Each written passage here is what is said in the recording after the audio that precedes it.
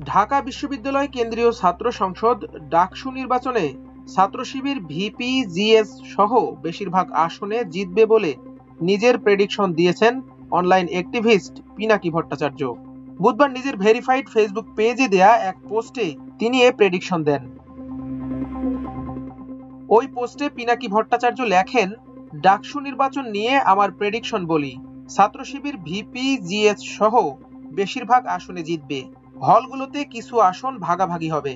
শিবিরের বিজয় হবে ফেনোমেনাল। তিনি আরো বলেন, এই নির্বাচন শেষ পর্যন্ত বাঙ্গু সেকুলার এস্টাবলিশমেন্ট হতে দিবে কিনা এটাই দুশ্চিন্তা। খুব খারাপ কিছু ঘটিয়ে নির্বাচন স্থগিত করে দিতে পারে। বিশেষ করে বামেরা শেষ মুহূর্তে নির্বাচন বয়কট করতে পারে। একটা ইসলামপন্থী দল ফেয়ার নির্বাচনে জিতে আসবে, এর চাইতে বড় দুঃস্বপ্ন বাঙ্গু প্রগতিশীল ভারত বা পশ্চিমাদের নাই। ওই পোস্টের শেষে পিনাকি লেখেন, কিন্তু ঠিকভাবে নির্বাচন হলে এটার ফলাফল হবে বাংলাদেশের রাজনীতিতে সুদূর প্রসারী। সেইটা শুধু বাঙ্গু প্রগতিশীলেরা না, সম্ভবত ইসলামপন্থীরাও ঠহর করতে পারতেছেন না। এর আগে ডাকসু নির্বাচনে মঙ্গলবার পর্যন্ত 28টি পদের বিপরীতে মোট 658টি মনোনয়নপত্র বিক্রি হয়। পাশাপাশি হল সংসদের জন্য 18টি হলে বিক্রি হয়েছে 1427টি মনোনয়নপত্র। তফসিল অনুযায়ী ডাকসু নির্বাচনের ভোট গ্রহণ হবে আগামী 9 সেপ্টেম্বর। এর আগে গত সোমবার ভিপি জিএস ও এজিএস সহ মোট 28 সদস্যের পূর্ণাঙ্গ প্যানেল ঘোষণা করে ইসলামী ছাত্র শিবির।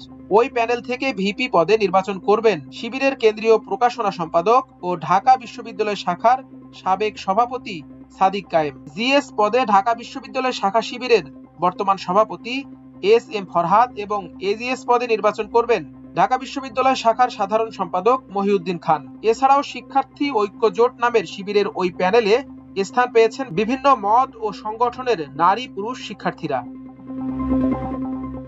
এদিকে নানা জল্পনা কল্পনা শেষে আজ পূর্ণাঙ্গ প্যানেল ঘোষণা করেছে জাতীয়তাবাদী ছাত্র দলও। প্যানেলে ভিপি হিসেবে বিশ্ববিদ্যালয়ের যুগ্ম সাধারণ সম্পাদক ও ইসলামিক স্টাডিজ বিভাগের 2015-16 সেশনের শিক্ষার্থী আবিদুল ইসলাম খান, জিএস পদে কবি জসিমউদ্দিন হলের আহ্বায়ক ও উইমেন অ্যান্ড জেন্ডার স্টাডিজ বিভাগের 2018-19 সেশনের তানভীর বারী হামিম এবং এজিএস পদে বিজয় 71 হলের আহ্বায়ক ও গণযোগাযোগ ও সাংবাদিকতা বিভাগের 2018-19 সেশনের শিক্ষার্থী তানভীর আল হাদি মায়েতকে মনোনয়ন দিয়েছে ছাত্রদল।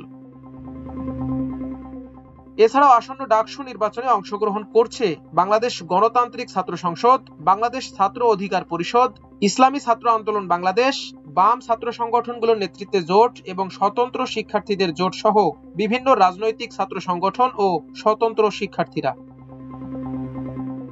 মাল্টিমিডিয়া ডেস্ক, আমার দেশ।